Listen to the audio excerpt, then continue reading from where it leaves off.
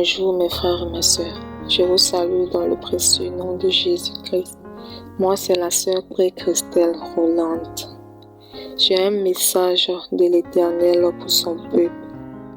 Dans la nuit du 19 mai 2021, aux environs de 5h et 6h, l'Éternel va encore me montrer un songe, va encore me montrer quelque chose.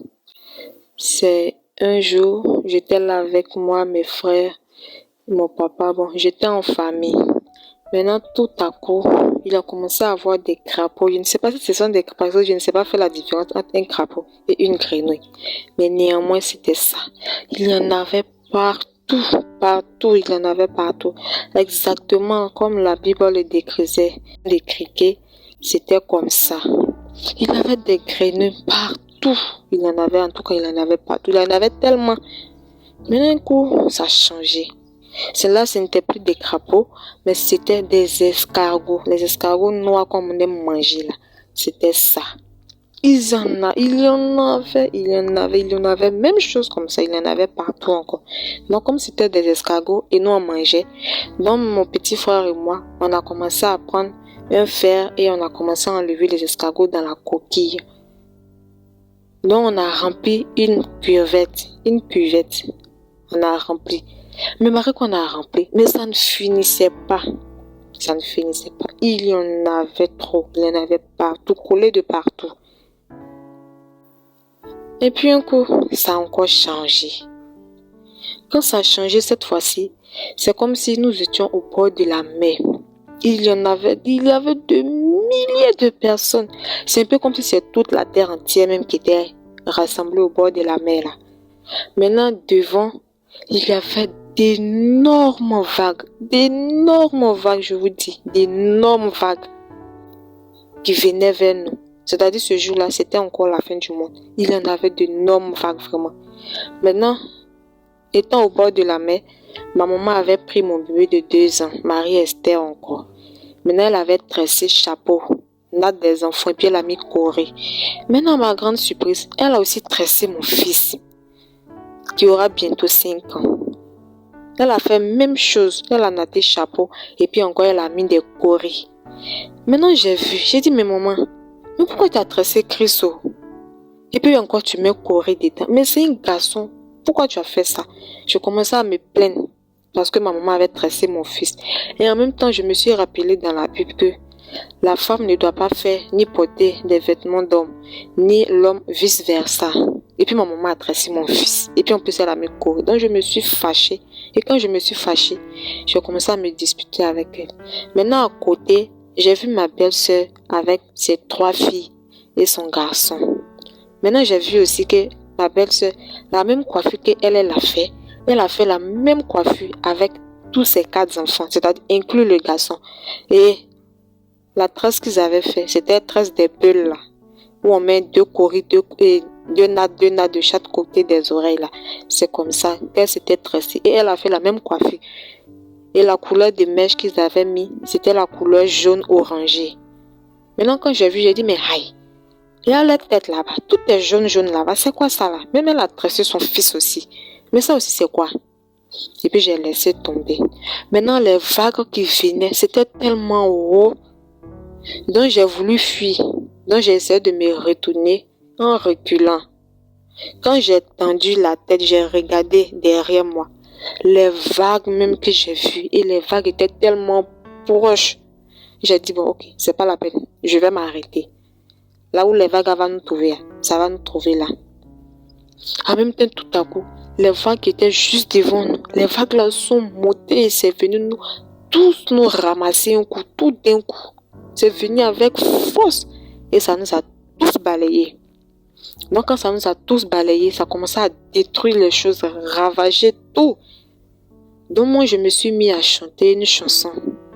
Une chanson encore de l'Éternel qu'on a l'habitude de chanter à l'église, même à la maison et partout sur les routes, lorsque nous sommes en train de marcher. Donc j'ai commencé à chanter la chanson. En même temps, chantant la chanson, je me suis illuminée. De la même manière, il y a un dessin animé qu'on appelle Réponse. Lorsque la réponse est tombée dans l'eau, ses cheveux se sont illuminés et elle aussi s'est illuminée.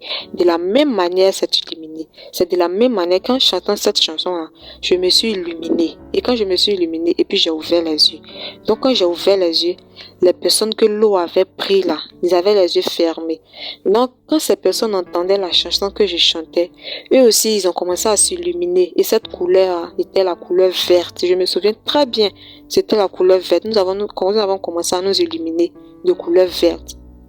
Donc quand ces personnes entendaient la chanson, et puis ils ont commencé à s'illuminer. Et quand ils s'illuminent, ils ouvraient les yeux. Mais je ne suis pas sûre que c'est tout le monde qui ouvrait les yeux en entendant cette chanson. C'est un peu comme si, quand Jésus reviendra, lorsqu'il viendra chercher ses enfants, quand la trompette va sonner, ceux qui vont entendre, et ce sont ces personnes-là qui vont monter. C'est genre un truc comme ça. Maintenant, un coup, ça a changé encore. Donc quand ça a changé, nous sommes retournés encore au bord de la mer. Mais sauf que quand je regardais au loin, ce n'était plus les vagues, mais c'était des cocotiers. Il y avait des cocotiers partout, c'est-à-dire la ligne où les vagues étaient. C'est à cette même ligne-là que les cocotiers là étaient. C'est-à-dire ça avait changé. Maintenant, ma maman me dit, bon Christelle, je voyage. Je reviens dans 1 mois. Faut rester avec tes enfants. Maintenant, comme je n'ai pas l'habitude d'être avec mes enfants parce qu'ils sont constamment chez elle là, donc je me suis un peu fâchée. Je me suis dit, mais aïe, elle va laisser les enfants là dans ma main, moi seule encore. Et puis c'est comme ça que je me suis réveillée. Mes frères et sœurs, ce message, c'est vrai, ça ressemble à un message, bon, un rêve comme d'habitude. Ne dis pas c'est un rêve comme d'habitude. Ce n'est rien, ça n'a rien d'un rêve. Tout ça là pour dire, la fin du monde est proche. La fin du monde est proche. Répondons-nous. Répondons-nous. Et puis quand j'ai fini de faire ce songe, lorsque je me suis réveillée, j'ai eu tellement peur. Au lieu de prier, parce que d'habitude, les autres songes, lorsqu'ils me montrent, je me lève pour prier. Je me dis, Seigneur, me voici. Mais cette fois-ci, je ne me suis pas levée pour prier. J'ai on peut dire, j'ai remis à demain au lieu de prier. Donc je me suis couchée. J'étais couchée là jusqu'à... Il a failli avoir sommeil même. En même temps, mon oreille droite a commencé à me démanger. Donc j'ai mis le doigt dans mon oreille, essayant de gratter. Je ne peux pas dire je gratte en tant que tel, mais lorsque votre oreille vous gratte là, vous savez comment, de la manière vous mettez votre doigt, le geste que vous faites là, c'est ce même geste là que je faisais.